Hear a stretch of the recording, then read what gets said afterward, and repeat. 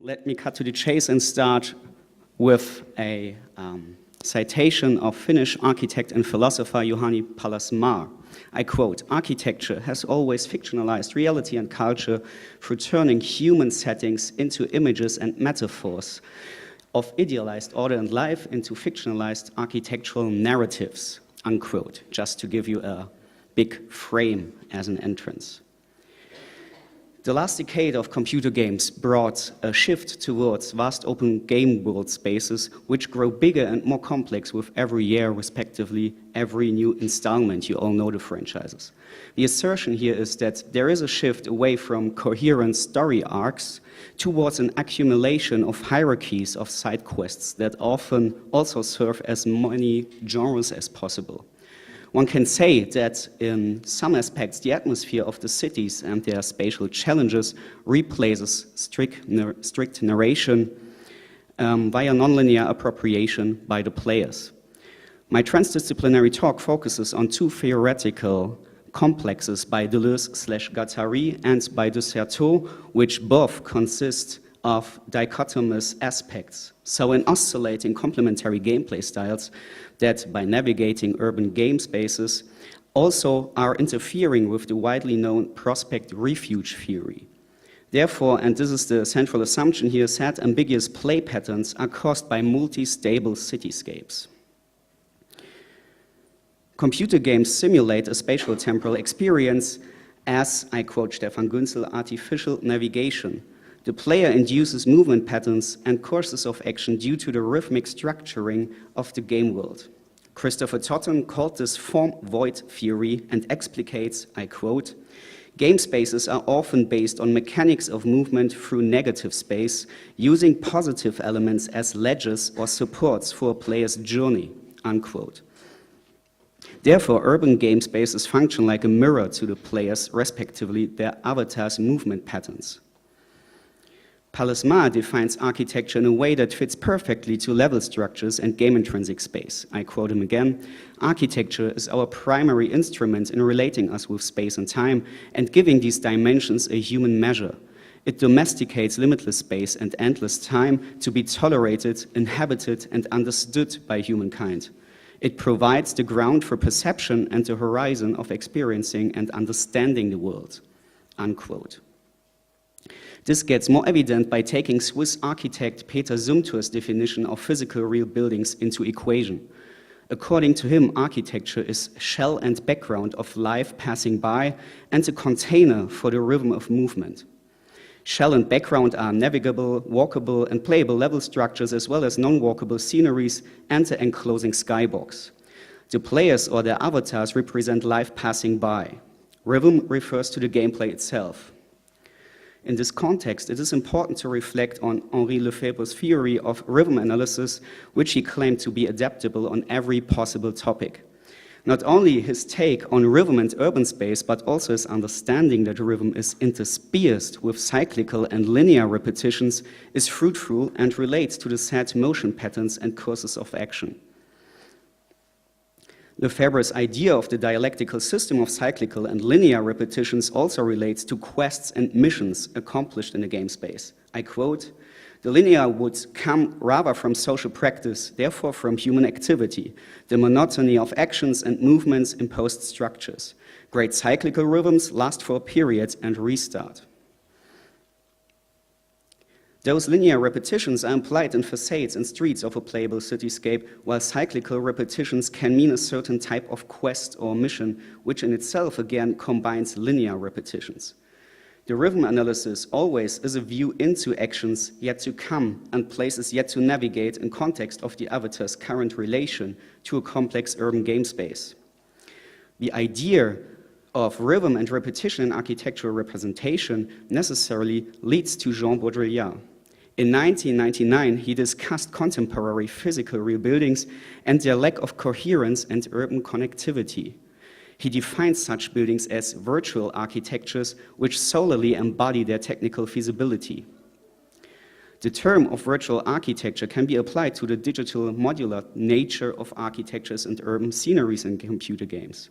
Not only are the limited sets of facades and polygon meshes combined in various rhythms, they also denote their game mechanical efficiency players can make use of. These virtual architectures serve as traversing points, vertical climbing, challenges, and so forth. In the purest sense of virtual architecture, their facades and rooftops denote accessibility by certain combinations of moldings, lysines, balconies, casement, and so forth. Only landmarks like the Cattedrale di Santa Maria del Fiore or certain quest-relevant places were designed to be experienced and navigated from within.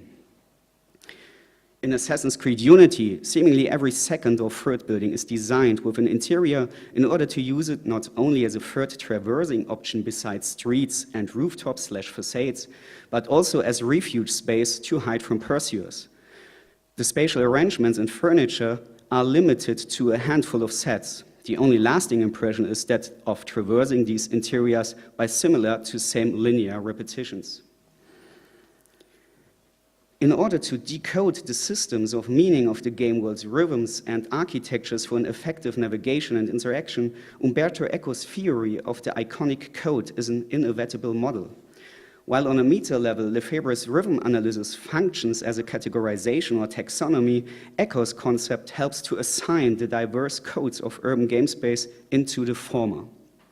Eco transfers principles of semiotics onto the built reality and its artificial environment by categorizing architectures and artifacts into two functions.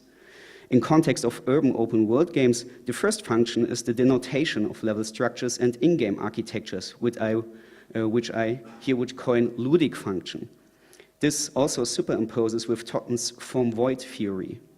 The second function means the connotation on a symbolical or metaphorical level, which I would coin here the narrative function. Eco uses the example of a Stone Age man who for the first time uses a cave as a refuge from climate and enemies. The Stone Age man memorizes its spatial ontology and is able to decode further possible refuge spaces that become objects of communicative intercourse. It denotes refuge and shelter as primary function, while Stone Age man adds connotations of home, hearth, and family as secondary functions. Said relation is also known as prospect refuge theory in geography and architectural history. J. Appleton defined in 1975 the landscape as sign stimuli that can trigger or fulfill the will to survive. Thus, the performance of surveying and remaining undetected is the basic momentum of Appleton's prospect refuge theory, which he also describes as, I quote, hide and seek aesthetics.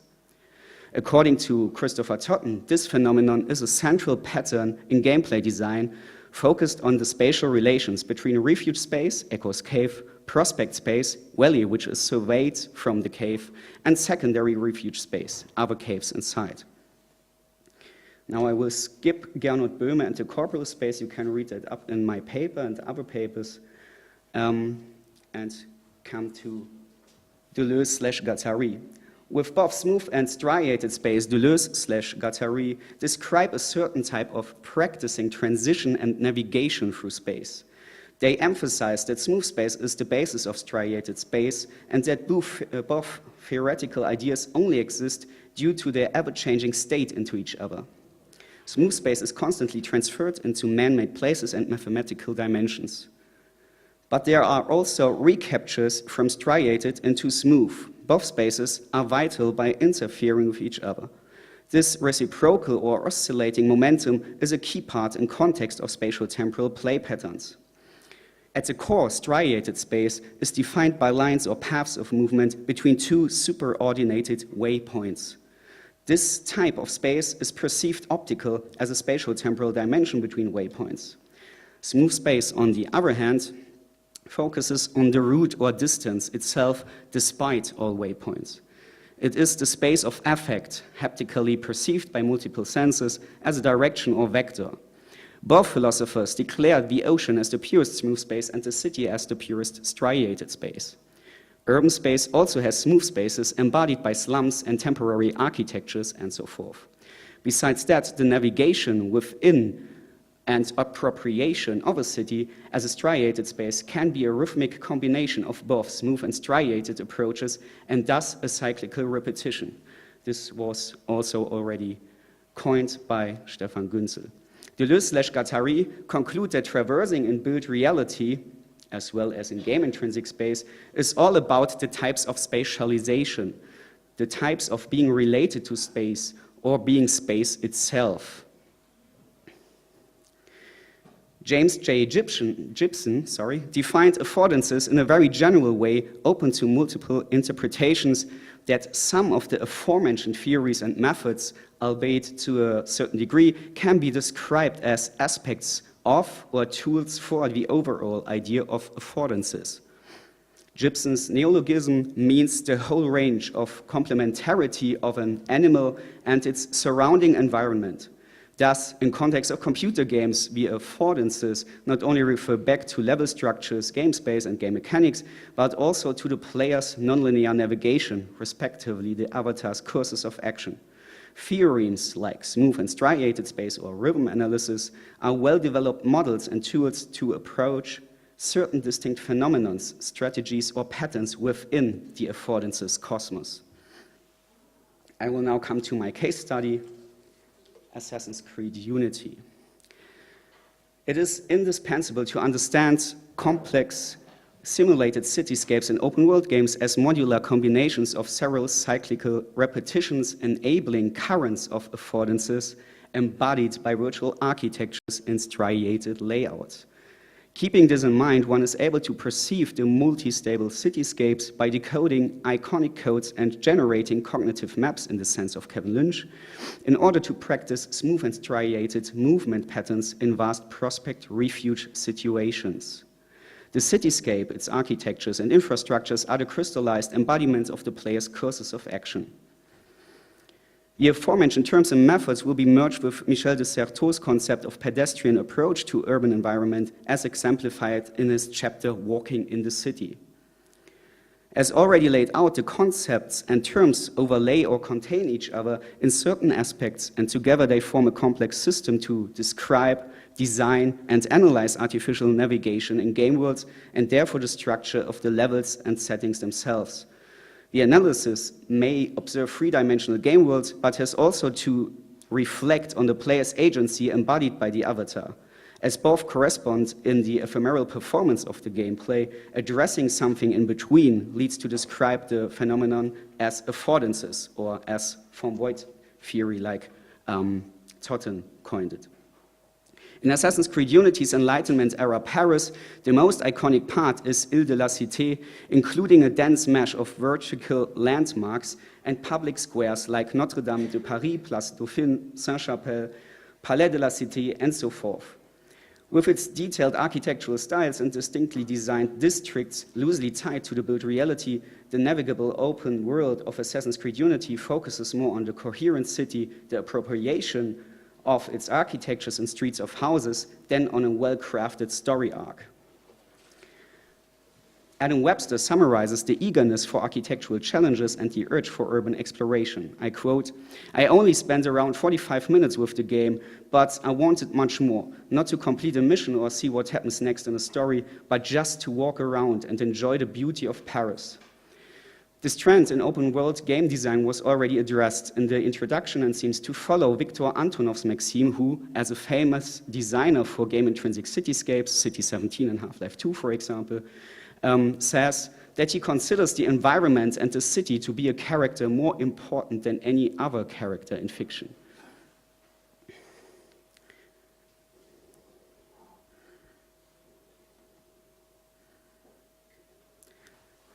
Due to the evenly scattered towers and domes, the spatial-temporal appropriation of architecture shifts into verticality, a welcome alternation, but cyclical repetition. After climbing the thoroughly sculpted facades, players get rewarding vistas onto the chaotic city of Paris. At the same time, those isolated places on top of bell towers, defense towers, and domes also function as refuge spaces. In the sense of the Certeau, Assassin's Creed Unity's Paris can be understood as an urban landscape with paroxysmal places, like he described New York, for example. By the heightened point of view, players become voyeurs and are able to decode the chaotic currencies in the streets. Here, Echo's iconic code, as well as the prospect refuge theory, interfere with the voyeuristic perspective. Decoding possible second refuge spaces, such as haystacks, sheds, or other pinnacles in the midst of the urban prospect space, and projecting smooth and striated options of pathways onto the city. At the top of a dome or a tower, players synchronize with the game world by a cutscene and therefore gather new information on possible movements, collectibles, and points of interest that are depicted as icons on the world map and by the in-game interface. Said vertical paths and their combination of rewarding vistas and refuge spaces are epistemic modalities in the sense of de Certeau. He describes this point of view as oculus Dei. Being this visual focus means the fiction of knowledge. Contrary to the epistemic modality, players can perform the deontic modality by fulfilling a plot-relevant mission or quest bound to strict rules, goals, and areas.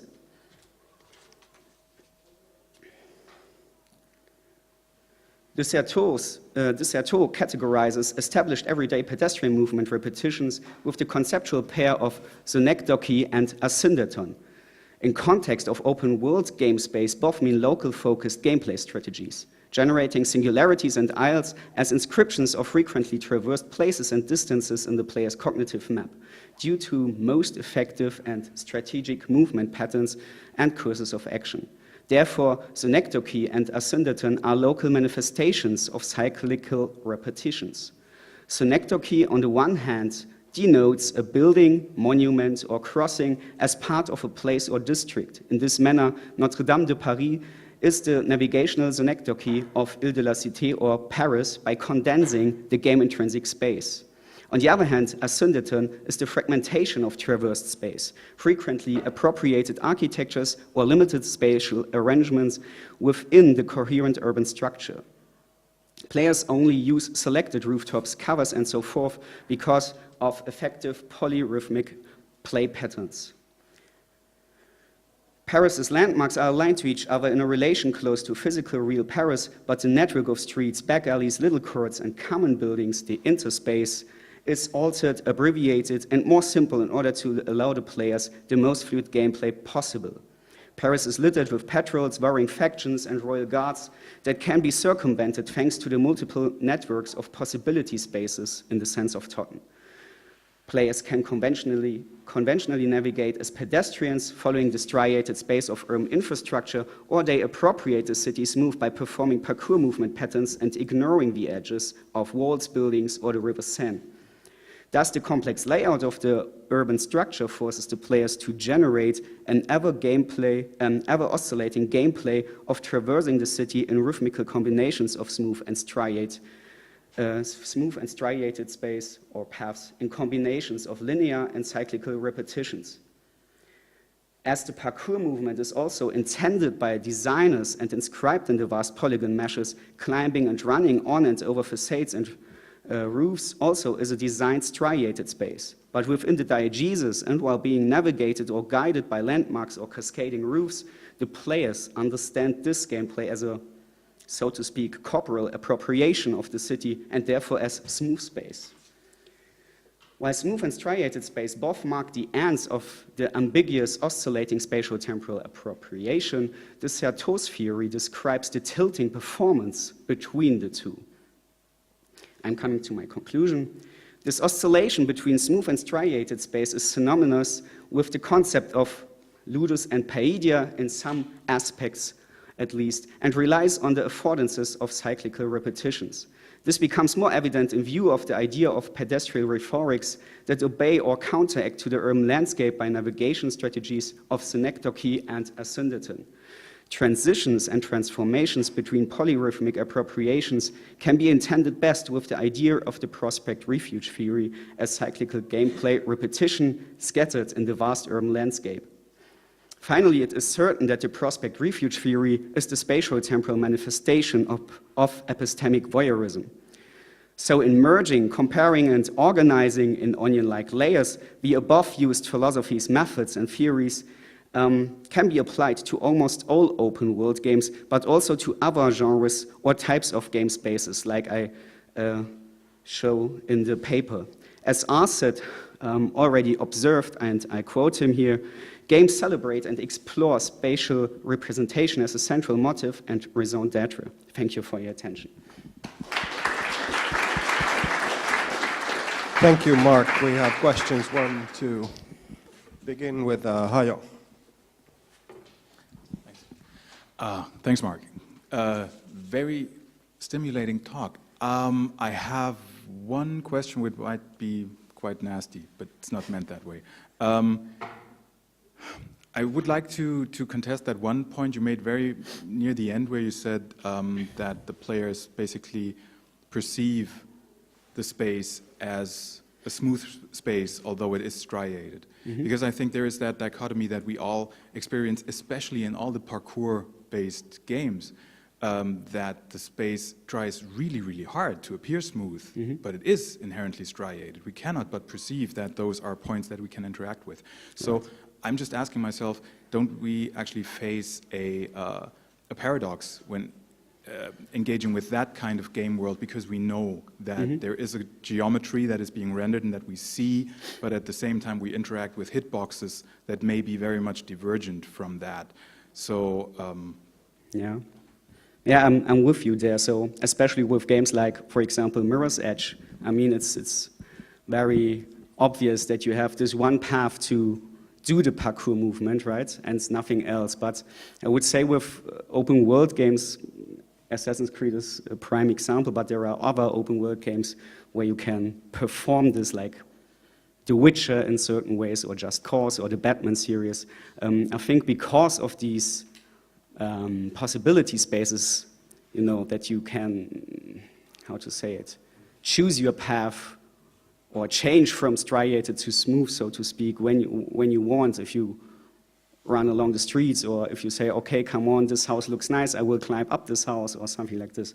I think this is some illusion that makes it easier to suggest it as a smooth space, not only for the designers, but maybe also for the gamers. So there's, maybe I would come here with Coleridge and the suspension of disbelief, maybe not, I don't know.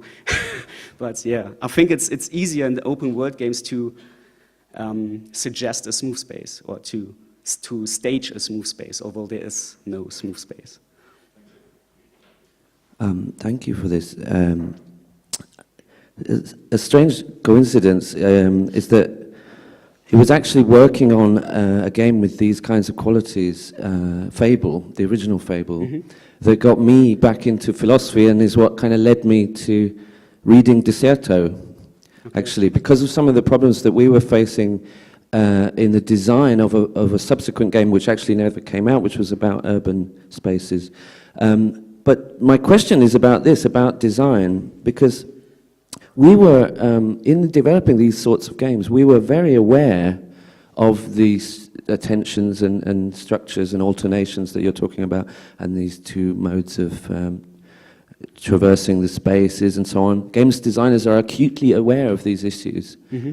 But are you not then collapsing Deserto's dichotomy between strategy of the city as determined by the city architects, city planners, and the tactics of the pedestrian, which here would be the player? Mm.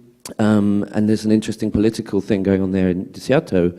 But if we, the games designers, were fully aware of these tactical aspects that we were designing, then surely it's all strategy in Deserto's sense, because the game designers were controlling the whole thing. Does this make sense? Yeah, I'm with you there. So it's some kind of a political thing, right? I mean, another good example is Watch Dogs, where you play in Chicago and you have this hacking device for hacking surveillance cameras, and where you traverse the urban space via the cameras, not by your avatar's body. That's also an interesting thing in relation to Deserto, because you're moving out of your body, so to speak, to do certain missions, you know, so you also counteract to to the city in some kind of ways. You have to interpret it on other terms maybe, but it's also an interesting case. I think, first of all, I think that is very important, this distinction, and I think it's sort of a version of what I wanted to ask you about, is that, sort of, don't you think that there's a danger of conflating sort of the structure of the architecture as sort of a piece of design, an artifact, and then the experience of that? Because it seems to me that sort of both of these comments sort of point to that. And my original point was sort of, I thought, maybe I should just say it like this, that Assassin's Creed especially tries to sell you this illusion of sort of that you will get a smooth experience. I think that there's sort of something going on here where there's a danger of conflating sort of what the design in a way actually is, what it's designed to do in terms of experience, and then what the experience will be, whether you experience it as striated or as smooth. And I think it's especially sort of interesting, perhaps, that most of the stuff that works really well here is the Assassin's Creed stuff, but that stuff is different. Because this is sort of architecture that's designed to look like non-architecture. It is striated, but it's supposed to be smooth. And I think sort of, and I'm pointing to The Witcher, sort of, because it's not supposed to be artifactual. It's supposed to be a forest, right? But right. We know that it kind of is. Yeah. So of course, with Assassin's Creed is, as I said, the prime example because everything functions in there. I don't think it does. I mean, with the approaches I did with the methods. But for example, there's no really point in the Disserto thing, for example, to put it on the Witcher example, because in The Witcher you just can't do the infrastructure way, you know, you just can walk the streets. You are not allowed to climb the buildings, for example. So, of course, you have there a gradually diversion in the open world games. For example, with GTA or Just Cause also. And yeah, I'm with you there. It's a question of what is design or what design has to do. And it's interesting because there are a lot of parallels to architectural theory, because it's also a question architects ask themselves. So how do I direct people in my buildings, or how do I give them the illusion of bigger spaces or more possibility in spaces than there really is, so to speak, you know? Okay, and there is last comment. Yes, just a very quick comment about the tactics and strategies. I'm no expert in Foucault, but I think he's talking about that, like, in the strategies we can have like designed openings for subversive tactics, like counter tactics, but being sort of a part of maybe if we have some Foucault experts here. No, but I think Foucault is talking about it as well. Yes, he is. Yes, okay. Well, just a comment. Maybe that was worth looking at. Any last words, Marc? Otherwise, thank you for the presentation.